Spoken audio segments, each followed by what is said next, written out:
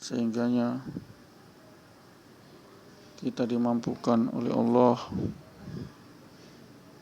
menjalankan daripada ibadah khas sebagai tupoksi daripada jin dan manusia, wa ma khalaqtul jinna wal insa illa liya'budun. Dan tidaklah kami ciptakan jin dan manusia kecuali untuk menyembah Allah, menyembahku. Salat 5 waktu berjamaah di masjid. Itulah kekuatan Nusrullah, pertolongan Allah, sehingga kita diberi kesehatan, panjang umur. Asbab daripada salat 5 waktu berjamaah di masjid, kesehatan kita diberi kekuatan sehat, panjang umur. Itulah terapi daripada salat adalah 5 waktu adalah untuk menyembuhkan segala penyakit. Bagi yang kronis penyakit stadium 4, stadium 5 akhir, divonis dokter sudah lepas tangan, maka gendonglah, gotonglah, angkatlah kerabat kita ke masjid untuk didudukkan, dibaringkan sholat berjamaah 5 waktu. Insya Allah dari hari ke hari akan menemui kesembuhan total, dan penyakit adalah dari Allah, maka yang menyembuhkan adalah Allah, bukan dokter. Dokter itu hanya sebagai perantara. Hakikat yang menyembuhkan adalah Allah melalui perantaraan asbab dokter, ataupun dokter sudah lepas tangan stadium 4, 5, sudah kronis, sudah tiada harapan hidup, maka terapi sholat 5 waktu berjamaah di masjid, diangkat kerabat kita, sholatkan, didudukkan, dibaringkan berjamaah, insya Allah akan diberi kesembuhan asbab Nusrullah lewat ibadah khos, ibadah yang paling khos, ibadah sebagai pembeda antara kafir dan muslim, yakni sholat 5 waktu berjamaah di masjid. Ibadah yang pembeda antara umat Muhammad dan bukan umat Muhammad, sunnah Nabi, yakni sholat 5 waktu berjamaah di masjid. Inilah yang selalu saya himbau, yang selalu saya gembar-gemborkan akan kita jangan melalaikan sholat 5 waktu di masjid, agar kita risau ketika azan, sehingga kita langsung melangkahkan kaki kita ke masjid. Hanya itulah awal Nusrullah, pertolongan Allah, awal kemuliaan dari Allah, kekuatan dari Allah, yakni sholat 5 waktu berjamaah di masjid. Tidak ada yang lain. Itulah tupoksi utama diciptakannya manusia, jin dan manusia, bukan untuk berdagang, bukan untuk mengajar, bukan untuk berdakwah, bukan untuk bertani, bukan untuk jadi pegawai, jadi jongos, jadi pekerja, bukan. Tapi adalah tupoksi daripada kita semua diciptakan jin dan manusia adalah menyembah Allah. Salat 5 waktu berjamaah di masjid itu tupoksi utama bagi mereka yakin akan kebenaran Allah, yakin akan janji Allah, maka dia akan risau saat mendengar azan, sehingga dia melangkahkan kakinya ke masjid ini. Berapa yang diberi kerisauan itu umat Islam? Sangat sedikit. Ribuan, jutaan, bahkan puluhan juta, ratusan juta saat azan di masjid mereka masih menuhankan dunia, menuhankan kerja, menuhankan tidur, menuhankan bantal guling, menuhankan istri suami. Mereka tidak menyahuti daripada seruan Allah, seruan yang Maha Esa, yang pencipta, Al-Halik, yakni hayya 'alas shalah. Kita risau kalau tidak melangkahkan kaki kita ke masjid. Ini pendengar yang dirahmati Allah. Sehingganya disinilah diuji apakah kita betul-betul sebagai umat Muhammad, sebagai hamba Allah. Yakni ujiannya adalah Apakah kita menyauti daripada seruan azan itu, pergi ke masjid? Kalau menyauti, insya Allah seruan itu, insya Allah kita akan jadi hamba yang muttaqin, super muttaqin. Allah tidak butuh diibadai terus menerus.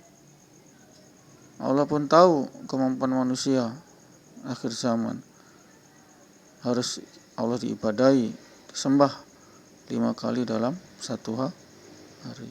Salat 5 waktu itu saja, Allah cuma membutuhkan itu saja, yang wajib itu.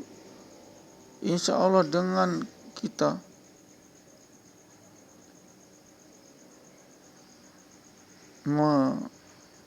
menjalankan ini, mengikuti sunnah Nabi yang paling utama, yakni sholat 5 waktu berjamaah di masjid, hayalah sholat, kita ke masjid, insya Allah itulah sumber keberkahan hidup, kenikmatan hidup, nikmat hidup, untuk pahala dan pengukuran dosa. Itu namanya berkah, yakni nikmat hidup untuk bertambahnya pahala dan pengukuran dosa. Itu namanya berkah. Definisi berkah itu begitu. Banyak dikasih nikmat, tapi nikmat laknat. Iya, nikmat laknat, karena dengan nikmat itu mereka berbuat dosa ataupun bermaksiat ria, tidak taat, mendurhakai Allah. Dengan nikmat itu kadang kita hubungan zina, na'udzubillah min dzalik. Dengan nikmat itu kita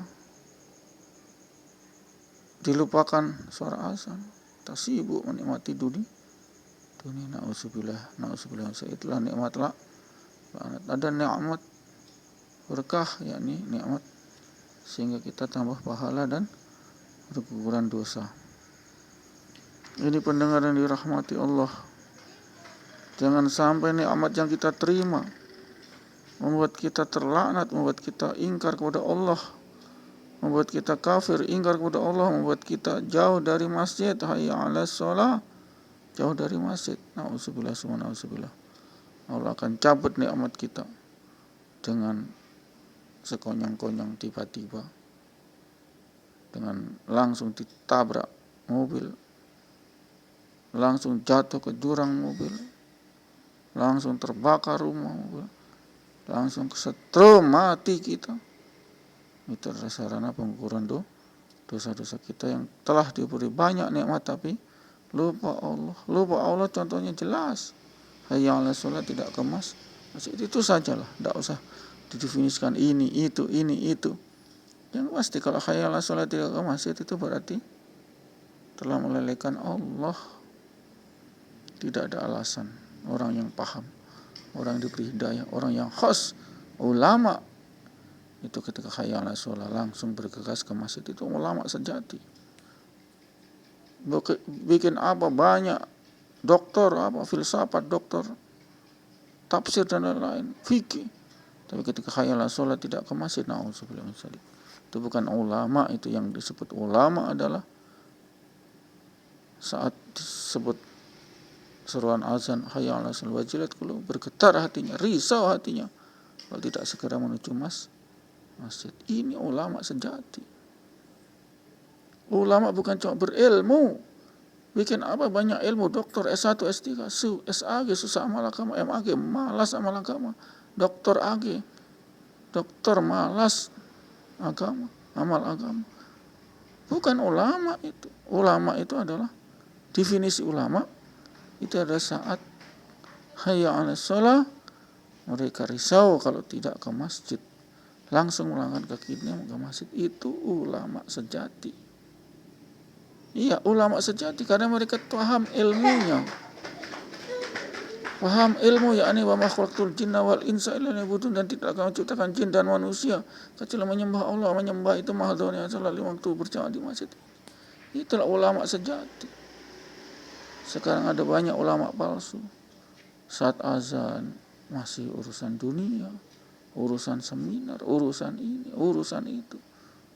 Saat hayal ala sholat masih juga banyak alasan. Itu bukan ulama, itu adalah hamba syaitan. Iya, kalau kita berbuat hamba Allah hayal ala sholat ke masjid, itu sunnah Nabi, Mas. Tidak usah dirubah-rubah. Gimana kalau operasi dan lain-lain? Ya diusahakan operasi itu saat azan sudah selesai.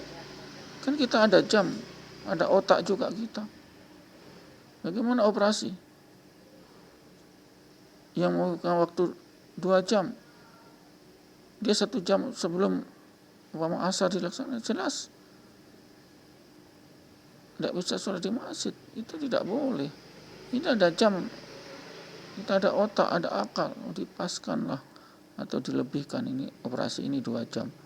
Oh berarti paling lat ya jam 10 kita mulai supaya azan bisa sholat di masjid jam 12. Itu contohnya begitu.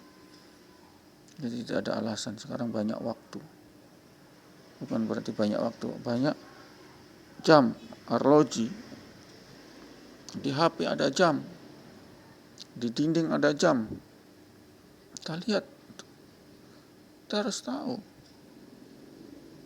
Masuk waktu zuhur itu jam 12, waktu asar jam 3 lewat, maghrib jam 6 kurang.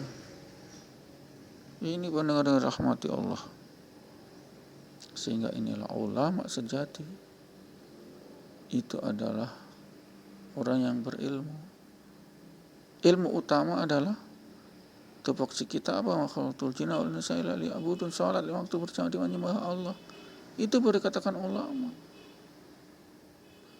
Rutinkan kita sholat 5 waktu di masjid, rutinkan kita.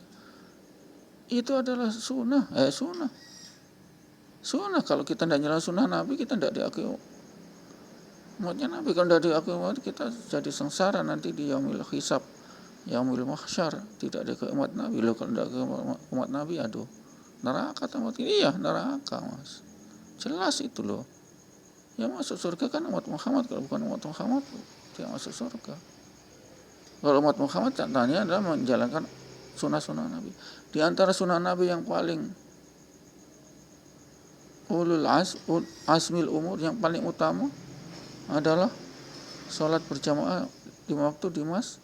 Itu paling utama, Mas. Sunnah yang paling nomor wahid itu, yakni sholat berjamaah 5 waktu di masjid. Sunnah Nabi. Nabi nggak pernah sholat di rumah untuk 5 waktu ya di masjid.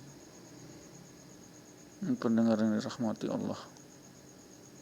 Sehingganya orang-orang yang difahamkan oleh Allah, orang-orang yang didambakan surga, yakni orang-orang istiqamah menjalankan sholat 5 waktu di masjid saat azan berkumandang.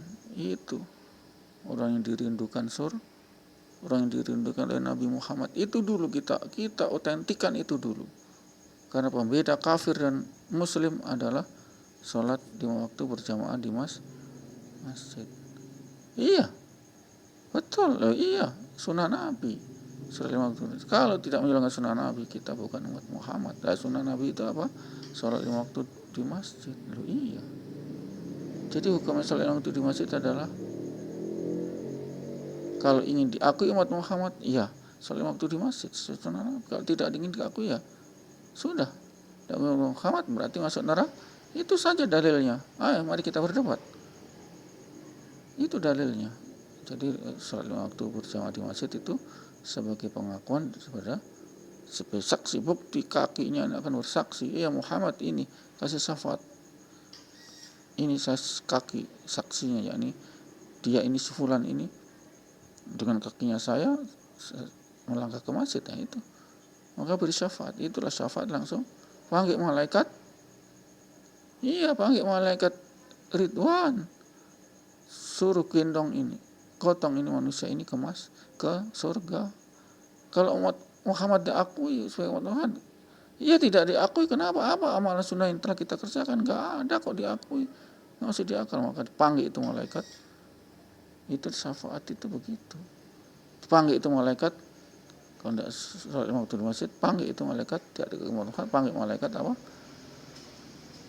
Malaikat penjaga neraka, seret manusia ini ke neraka. Na'udzubillah min dzalik.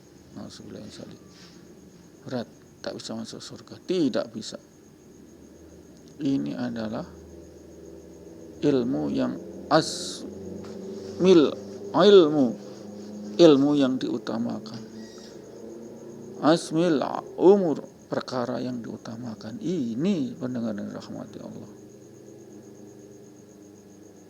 Itu lihat masjid kosong.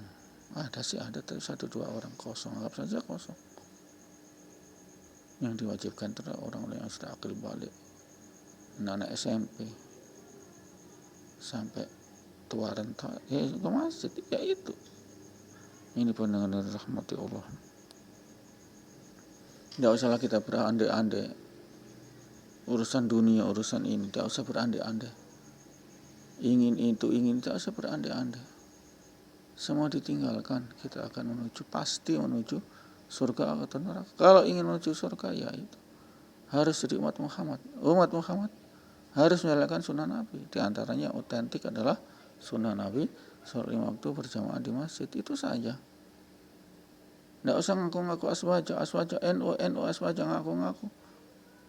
Tapi sunnah Nabi, ahli sunnah wal jamaah itu aswaja. Tapi sunnah Nabi tidak mau dipraktekkan. Sholat di masjid enggak. Apa yang sunnah dijalankan, tidak bisa. Ditolak sebagai umat Muhammad. Tolak sebagai umat Muhammad. Saya diakui ini si fulan, si A, si B. Sudah. Malaikat seret manusia itu ke neraka, sudah teman neraka. Tidak ada aku. Kami Rasulullah tidak bisa memberi syafaat. Kenapa? Kaki tidak bersaksi, tidak pernah ke masjid. Itu loh, ini loh logikanya yang harus kita tahu. Ulama itu adalah ulama itu, seorang ulama ciri-cirinya satu, hayya 'ala shalah, sesudah atau sebelum hayya 'ala shalah sudah ada di masjid. Itu ciri-ciri pertama ulama. Sehingga kalau ngaku ulama tidak di masjid saat itu, sudah biar saja Allah memberi keputusan kita, dan supaya Allah diberi hidayah. Ini pendengar dan rahmati Allah. Amalan yang banyak ditinggalkan oleh ratusan juta umat Muhammad. Amalan hayya 'ala shalah, pergi ke masjid itu ditinggalkan. Sehingga umat Islam jadi sangat tidak diberi keberkahan hidup, jadi dijajah, jadi bangsa congek, dijajah, dibantai lagi, bukan dijajah, dibantai di Spanyol sana, di Asia Barat, bantai oleh Katolik, Ratu Isabella, Raja Ferdinand siapa itu, terus kemudian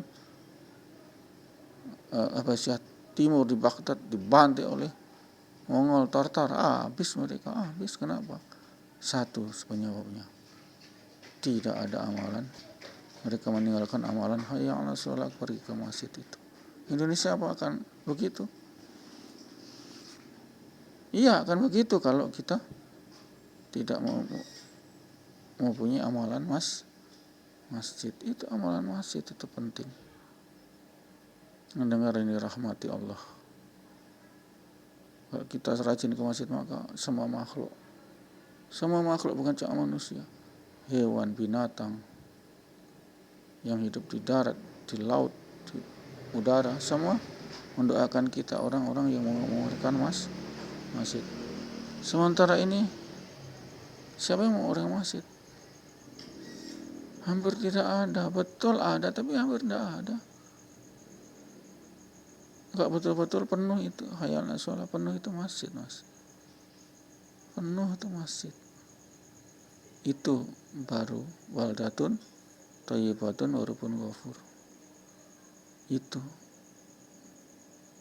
kunci baldatun thayyibatun wa rabbun ghafur.